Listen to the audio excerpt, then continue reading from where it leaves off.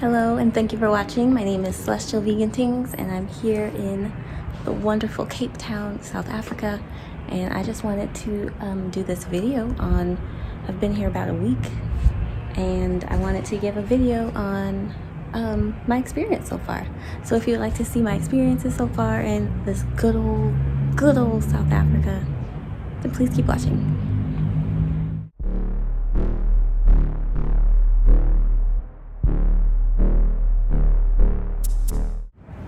So one of the things that I have some notes, sorry. One of the things I want to talk about is the nature. I came during the summer, well, I guess heading into the summer months, summertime. It's very beautiful outside, clear days, clear skies, and yeah, the nature views. All you see is just views, the sea, the mountains, trees, flowers, like, it's so beautiful. It's a beautiful place. The birds are even agreeing, like, it's amazing. The mountains, it's so weird for me coming from Washington State where we have volcanoes. I'd be watching Mount Rainier, like, because they said Mount Rainier was supposed to blow, like, out for a while. But like, it's kind of dormant, but it's kind of like active, you know? Over here, the mountains are mountains, they're not volcanoes. So I'm like so close to the mountain. And it's like, I mean, I've been on Mount Rainier and all that, but it's like, I'm still watching. Like, I don't trust you, babes. I don't. And I used to live close to Mount Rainier at one point, and it was like if this thing goes, I'm gonna be wiped out, for real. But we're not gonna talk about that. Anyways, spiders. Let's talk about spiders, because I'm an arachnophobe. I've seen actually quite a few spiders so far, but they're actually really small. They're fast though, they're super fast, and they jump, and that gives me the willies. But also, like, I don't know, my arachnophobia is not the worst here, so it's like, it's not bad, but I have noticed that with some spiders. The nature, I came at a good time of year, granted, so bear that in mind, but the nature is beautiful, truly. The weather, let's talk about the weather. So the wind blows hard AF out here. And I was not prepared. I mean, I was mentally, but not, because when I heard it was a little windy here, I thought a little windy, but a little windy here is like, the wind be blowing, and I was not expecting that. It's very normal apparently, but I was not expecting that. So that was a fun little surprise. I'll try to insert a video if I saved one, but yeah. There is that. And again, I came here during the summery months, or like going into summer, I guess. And the weather so far since I've been here has been between about 60 to high 70s, I would say. Sometimes touching 80, but for the most part, it's been between the 60s and the 70s. And it's been pretty good, but the thing about it is that 60s, 70s where I'm from, in Washington, is not hot. I mean, it's warm. It actually is warm, let me not lie. But there's usually like some overcast or some clouds or whatever. Out here, not so much. Not so much. It's warm, like it's just very warm. Even it rained the other day, it sprinkled, and it was warm. And I was taken aback. I was shocked. But it's been very nice. It gets a little cold in the evening time, but not like freezing or anywhere close. Just a little chilly, where you need like maybe a blanket. But the weather's been really nice. Oh, that was the other thing. It's days like this where I would personally, back at home, wear long sleeve shirts. where I could get away with wearing long sleeve shirts in 60, 70 degree weather, but out here I've been wearing short sleeve.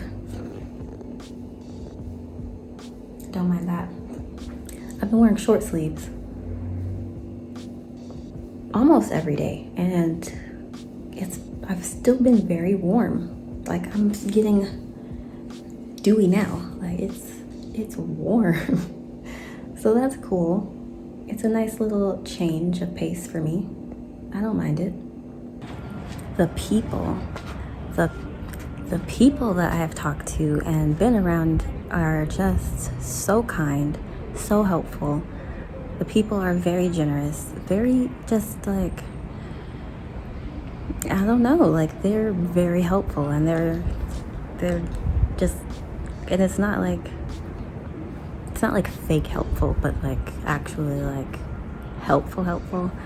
Some examples being, when I landed, I went to the bathroom here in Cape Town International, or here in the Cape Town airport, and I went to wash my hands, and then I went to try to like use the hand dryer thing, and I was not getting it.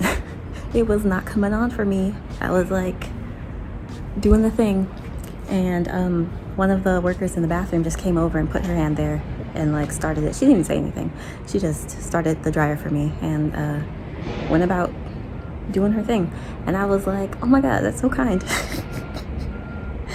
And that's not like the most like, oh my gosh thing, but I appreciated it. I thought it was very sweet. Another story would be also at the airport. I had asked a worker where the parking garage was, and they basically, whenever I ask for help, they actually like show you. Like, there's no like weird thing about it. They show you. They don't mind going out of their way to show you something, and I think that's very kind, and I do appreciate it. They're just very helpful here, and not to say that people aren't helpful in America. Not to say that at all. I'm a helpful American, so I can't say, but very helpful, very sweet. There was one incident on the airplane here from Atlanta to Cape Town where one of the women, well, I don't know if I want to even tell this story, because it was like not even that big a deal, but one of the women, basically, she started yelling at me, child. She started yelling at me for pulling my seat back, I guess before dinner. Now, I'm gonna just say, I am a first-time flyer. I did not know that there was like, I didn't know the etiquette around that sort of thing. So it was one of those like, if you would just tell me, oh hey, we're about to eat, do you mind putting your seat up? Then I would be like, okay, cool, sorry. But she was like going in, she was going ham. And I should probably add context though. The people in front of us had reclined. The dinner bell had been rang. We were about to have dinner. The people in front of me had reclined. I didn't have a lot of space, so I'm like, let me just recline. And then the woman behind me was like, don't you dare do that. That's so rude. You should never do that. We're about to eat. And I was like, oh my God, I'm so sorry. I'm a first-time flyer. I'll pull my seat up. And then her attitude changed so quick. She was like, oh my gosh, it's okay, dear. And she like rubbed my shoulder, and she was like, oh, it's fine, it's fine. Yeah, just for dinner, just so you know, before dinner, before we eat, you usually like keep your seat up, and then after dinner, you can recline all you want to. And I was like, oh, okay, cool. I didn't know, but thank you for letting me know. And she was like, yeah, of course. And then that was that. And then later on, she was like, oh, so you're from America. That's cool. What brings you to Cape Town? Blah, blah, blah. She was a native South African, a local South African that had gone somewhere and came back to Cape Town. And I was like, oh my gosh, that was my first South African experience, is being cussed out. No, it wasn't bad. But yeah, so that was interesting. That was an interesting, fun little thing. But everybody else has been very sweet. She was very sweet too, just like after, I want to say after she heard my accent, but I don't know. I can't even speculate on that, to be honest with you. These pigeons are going ham. But yes, people have been 10 out of 10. So sweet, so helpful, and I appreciate it. The people here also are very kind and suggest places to go, which is nice. So I've had from many recommendations, obviously the mountains, Lion's Head and Table Mountain are on the list. They told me to go look at the penguins. I did that. I pet a seal out in Out Bay? Oh gosh, I can't even pronounce it. Out Bay, I think is how it's, I'll put it somewhere. But I pet a seal. That was cute. That was so cute. That was fun. What else? I've been to the waterfront, the VA waterfront. That was a litty. I've been to the malls. Some of the malls. The malls are huge, you guys, like crazy huge. Based on my own experience of malls where I'm from. I've eaten the food. I'll get more on that later. I've been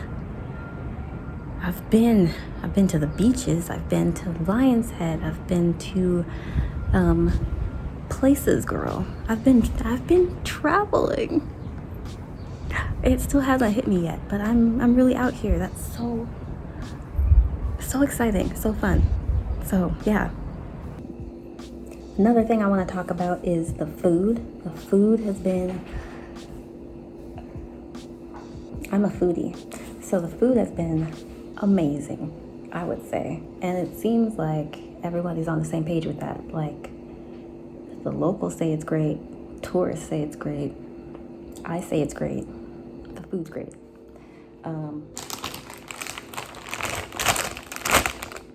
These are bomb.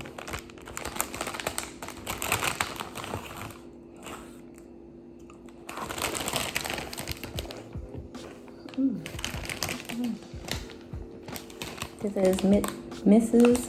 H&S. Wait, I can't even read. Oh my gosh. Mrs. H.S. Balls chutney flavored. Delicious. The food's fresher, it seems. Even the produce. Like, I feel like produce back at home would go bad really fast in the fridge. Like, for example, I bought like a mixed salad that you would get in the produce section, and at home that would have went bad in like 3 days, 2-3 days opened. Whereas here, I was getting a little worried that I need to like hurry up and eat it, but as I had opened the bag one day, and then like a few days later, I'm like, I gotta finish the salad. It was still very crispy, very fresh. It didn't wilt, none of that. And I was like, whoa, that's nice. So it feels a lot fresher. Even the ingredients on the back of labels, which I will show some ingredients stuff. The ingredients list is a lot smaller, I've noticed personally, and they don't use as many preservatives for the stuff, at least, that I'm eating. I haven't seen a lot of preservatives or dyes or anything like that, so that's cool. If they don't use high fructose corn syrup, I haven't seen that at all. And you can tell that they don't use high fructose corn syrup because it doesn't taste as sweet, but it also tastes like I don't know. It doesn't like linger on the tongue as long. I want to say as like actual high fructose corn syrup products back at home, perhaps. So they're not as sweet, but they are. I think they're using real sugar, and even the diet low calorie, low sugar drinks and stuff, they have an aspartame taste, and they do use aspartame as well as something else, I think, sometimes. But they use it, but it doesn't have that like taste, if you know what I mean. Like, I was drinking one, and I didn't even know it wasn't real normal calorie, normal sugared drink. I just thought it was normal, but it was low calorie drink, and I was like, what? That's crazy. So there's that as well. I bought ketchup. They call it tomato sauce here, I noticed. bought some ketchup, and don't judge, but I never used to put my ketchup in the fridge because I was like, I don't like cold ketchup. I just don't. But here, I have definitely been putting it in the fridge because it says to put it in the fridge. I mean, it does at home too, but it also says that ketchup, you need to use it in 4 weeks. I don't know if I can use a bottle of ketchup in 4 weeks. I probably can, but yeah, that's going in the fridge. So things like that, small things like that I've noticed. And the vegan options. Let me just take a moment to show you all of these incredible vegan options. There's so many, so many options here. And that's really nice because I don't live in LA. I don't live in like Atlanta or Philly or Chicago or places, New York, places where I think with a denser population, they have more vegan options. I don't live in those places. I live in a place where you gotta be in the spot to have options, and I'm not in the spots. So the vegan options hit, absolutely hit. And then the last thing about food is it does take a little bit longer to get to you, I would say, but I don't mind. I don't mind it. I think I'm chilling. What else am I doing? But in the US, you know that there's that whole like everything's very rushed. Like fast food has like a 2-minute timer or something, and you get your food. Whereas here, it does take a little longer, but the food's good. I don't mind it. The food's good. So, and they are out of things, but they're like, I don't know, these certain things, it's like I have to deal with that in the US too, so like it's not that big a deal. So food gets 10 out of 10 from me personally. Hopefully this works. But what else was I gonna talk about? I got my notes here still, so don't mind me. Oh, grocery stores. Let's talk about grocery stores. I notice people move really fast in these grocery stores, and I don't know if I'm just being like slow, but nobody really lingers in the grocery stores like that, I've noticed here. Whereas back in America, you see people just taking up aisles, chatting, stopping, just lingering about, looking about, taking their time, reading the backs of labels, blah, blah, blah.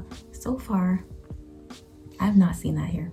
I've not seen that here at all. People were moving. And I don't know if that's just my perspective, but people be moving. And I'm like, dang.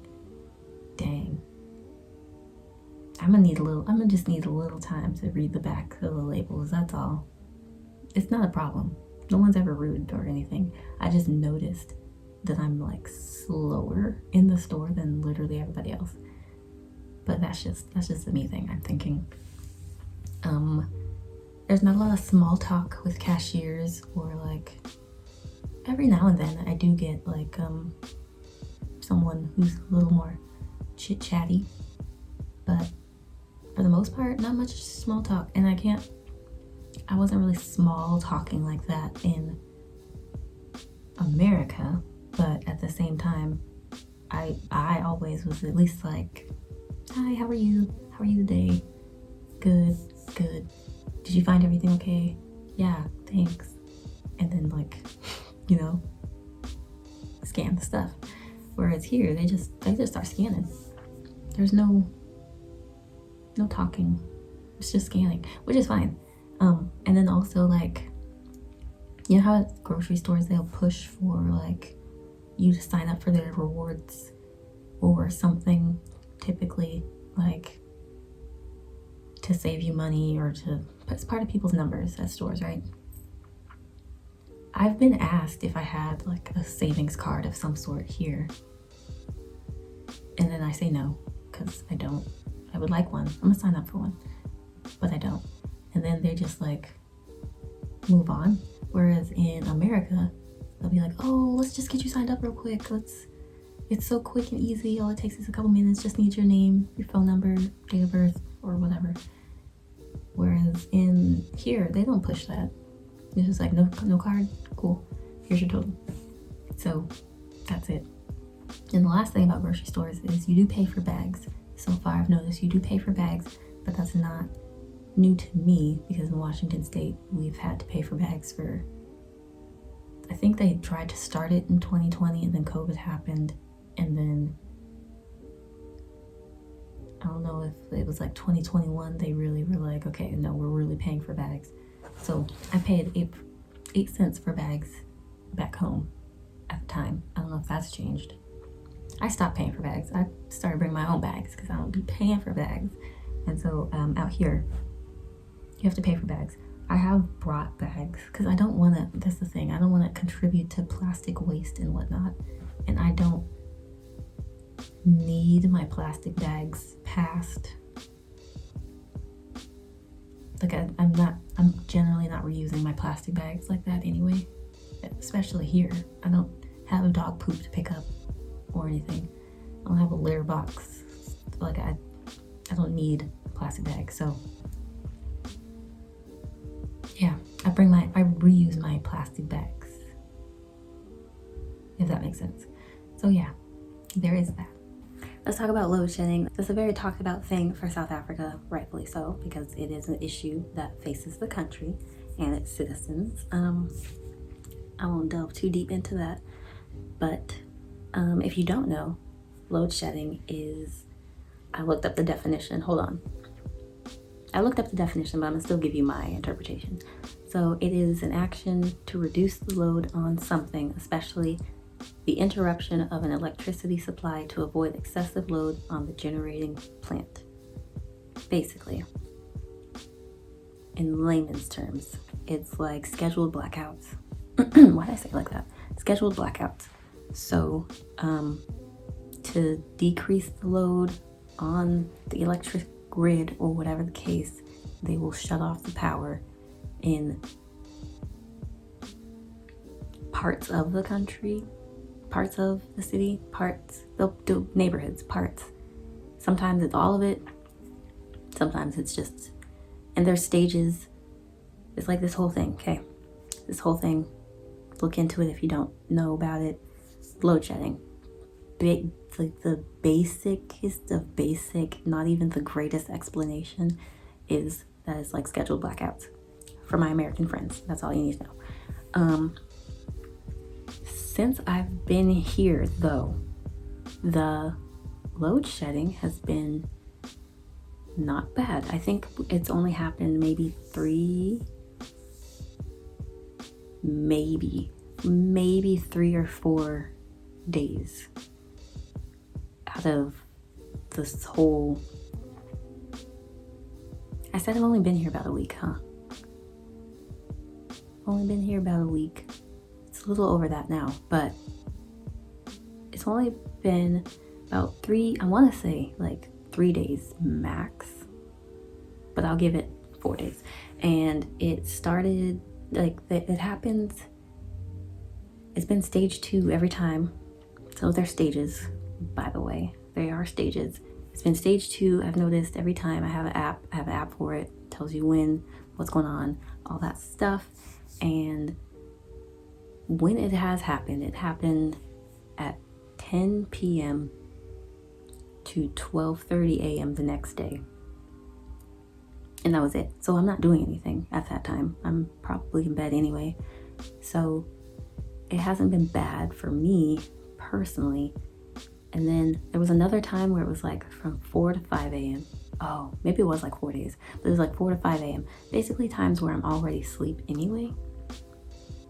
So it was like convenient times, if that's what we want to call it. But I was prepared. When I came here, I was very prepared that was a thing. But load shedding is a thing that you're probably gonna have to deal with. And so I can work my way around it, or I could try, but it hasn't been a problem. So there is that. It did get canceled like once or twice from the rugby match that was happening, South African rugby match. Go Springboks, her. So that was interesting that it got canceled. And then even now it keeps getting pushed back. They'll say like, oh, another day, no load shedding. It's scheduled to happen on this day. And then the day comes, or close to the day comes, and it's like, oh, we're pushing it back, cheers. And so that's what it's been since I've been here. I haven't had to deal with a lot of load shedding at all. So I can't even be upset, really. Last and certainly not least, can I talk? Oh my gosh. Last and certainly not least, I would like to talk about,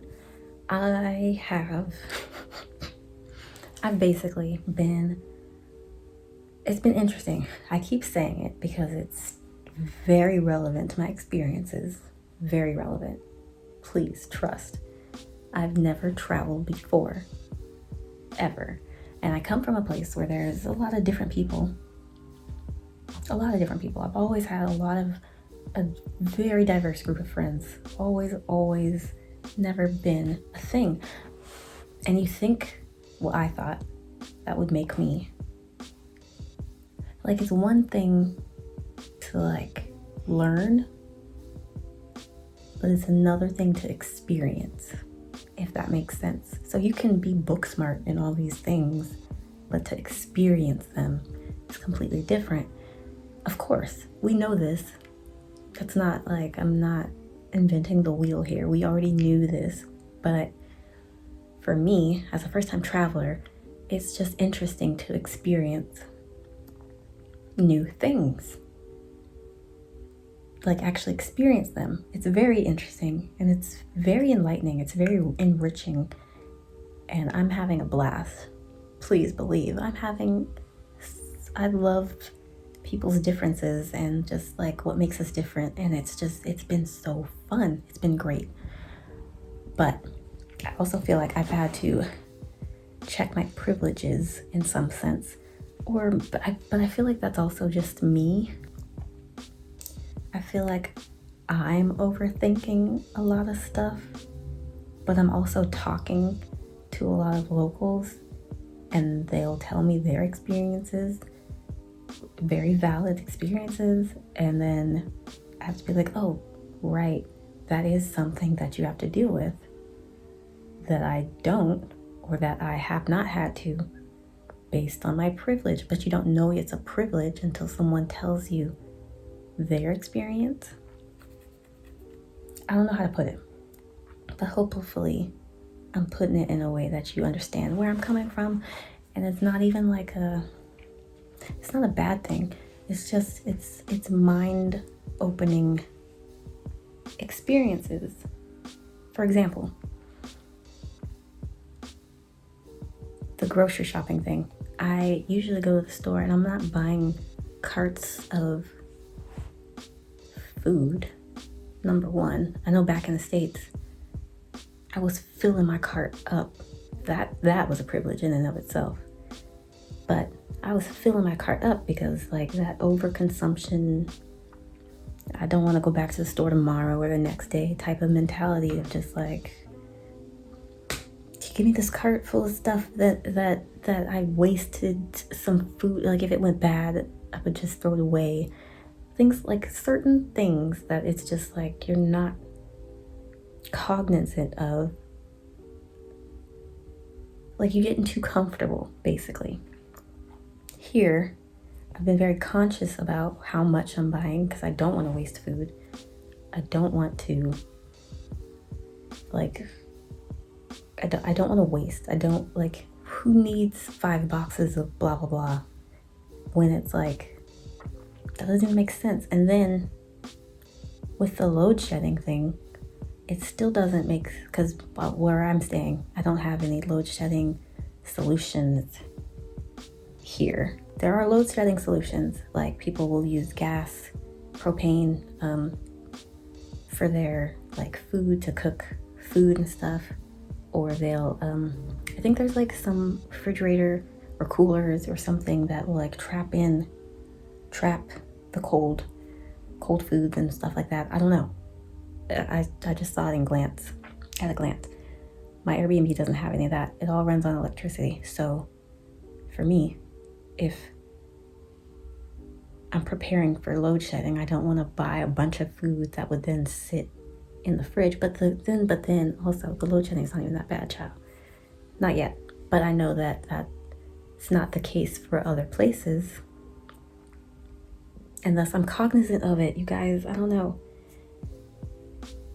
I don't know. I just feel like it's there's certain things where I have to check myself based on my own experiences, I guess, and just be sympathetic, because like I don't need certain things where it's like you don't need this much. Oh, and also with overconsumption, if the food is not pumped with preservatives, it's not gonna last long anyway. Like my ketchup says 4 weeks.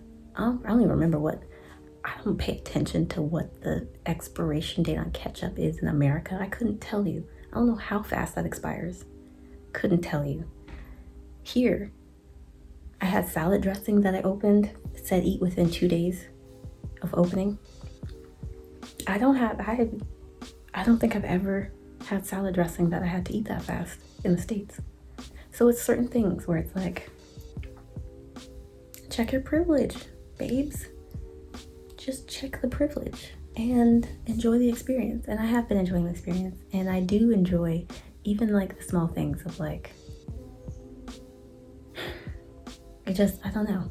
I'm loving literally every bit of this country, the culture shocks and all. And they're not even that shocking. They're just like, oh, that's different. It's nice. I like that. And I like that I had the courage to travel anyway and experience this and experience the world. So it's been real. It's been fun. Thank you for watching. Let me end this video before I just keep going. Thank you for watching. I do appreciate it. If you want more videos from me in Cape Town, then let me know. Let me know and I'll do it. But anyways, love you so much. Like, comment, subscribe, all that jazz. You already know the blah. And I'll talk to y'all later. Bye.